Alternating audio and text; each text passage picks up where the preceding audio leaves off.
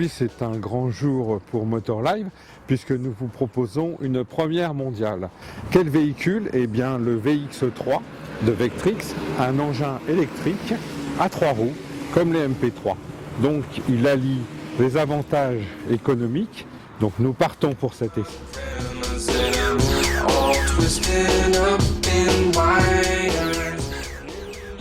Depuis le temps que l'on voit ce prototype Vectrix 3 roues dans les salons, on se demandait si l'on roulerait un jour dessus. Ce grand jour est arrivé et nous vous en offrons la primeur européenne. La technologie du Vectrix 3 roues est différente de celle des Piaggio pour CMP3, mais aussi de Quadro qui a opté pour un système tout hydraulique. Ici, il n'y a qu'un seul amortisseur placé horizontalement qui gère les fonctions d'amortissement séparées de l'inclinaison. Mis à part ce train avant spécifique avec roue de 12 pouces et petit disque de 180 mm pincé par des étriers 2 pistons, le VX3 reprend l'architecture générale, la motorisation et l'ensemble de la carrosserie du VX1, le scooter équivalent 125 de Vectrix.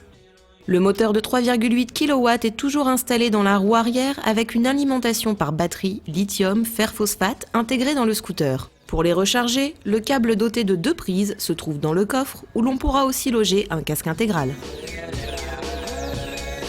Précisons que le VX3 reste un 2 roues au sens législatif et ne rentre pas dans la catégorie LE5 où sont classés les MP3 LT ainsi que le Quadro afin d'échapper à la limite de cylindrée pour les possesseurs du permis auto.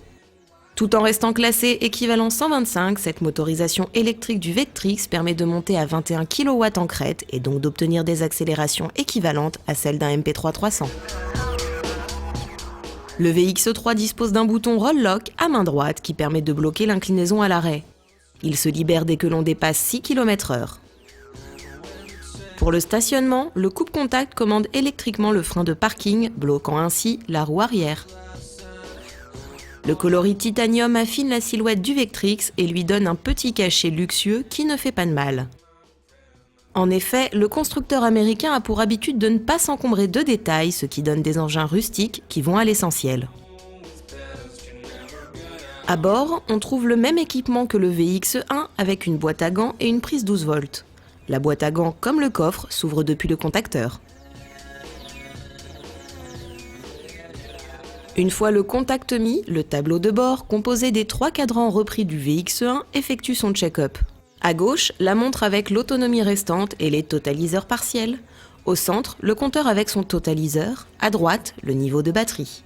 Au-dessus, une ligne de voyants avec température moteur, béquille, batterie, maintenance, marche arrière. Et nous allons partir en marche arrière. Voilà, hop, c'est parti.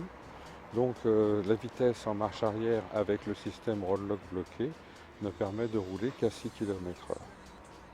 Mais c'est très pratique pour le stationnement, pour se sortir d'un mauvais pas, au lieu de déplacer le véhicule à la main.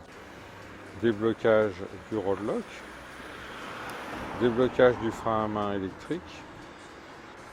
On appuie sur les freins et c'est parti.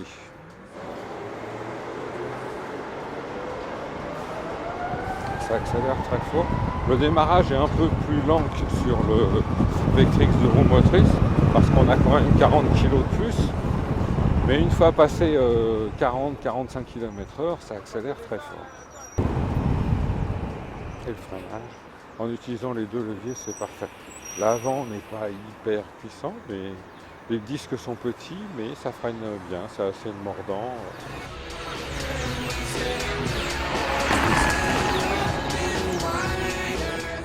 On se trouve immédiatement bien installé à bord, avec surtout la possibilité d'étendre les jambes, ce que les autres 3 roues ne permettent pas. Un plus indéniable qui conforte cette sensation de facilité et d'aisance au guidon. Nous passons sur des pavés et on constate que le véhicule est bien plus confortable que le 2 roues.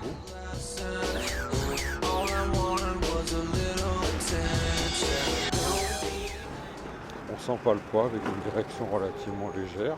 Non, vraiment, c'est un produit intéressant et une consommation à 0, ce qui est toujours très intéressant.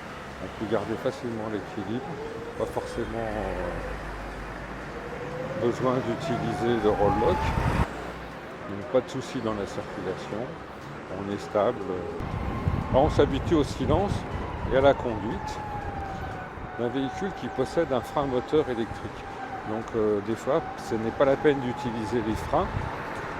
On pousse la poignée d'accélérateur vers l'avant, un peu comme à l'arrêt lorsqu'on veut passer en marche arrière, et cela freine. Et en plus, ça recharge les batteries.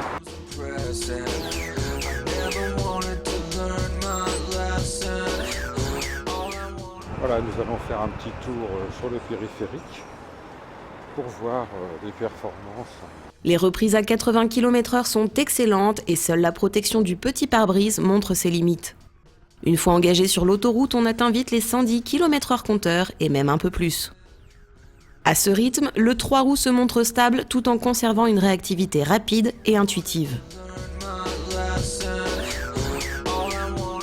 En courbe, le placement est précis et les enchaînements avalés avec aisance et vivacité. Le VX3 est une très bonne surprise avec un concept parfaitement valide. Il offre un comportement naturel que l'on n'avait pas encore trouvé sur un 3 roues. Il procure une conduite facile et instinctive qui ne nécessite aucune période d'apprentissage. 5 ans après le lancement de son scooter électrique, qui reste le seul vrai GT électrique, Vectrix a su faire un 3 roues fonctionnel, confortable et facile. Une symbiose réussie qui nous fait même dire que les 2500 € de plus que le VX1 n'ont rien d'exagéré.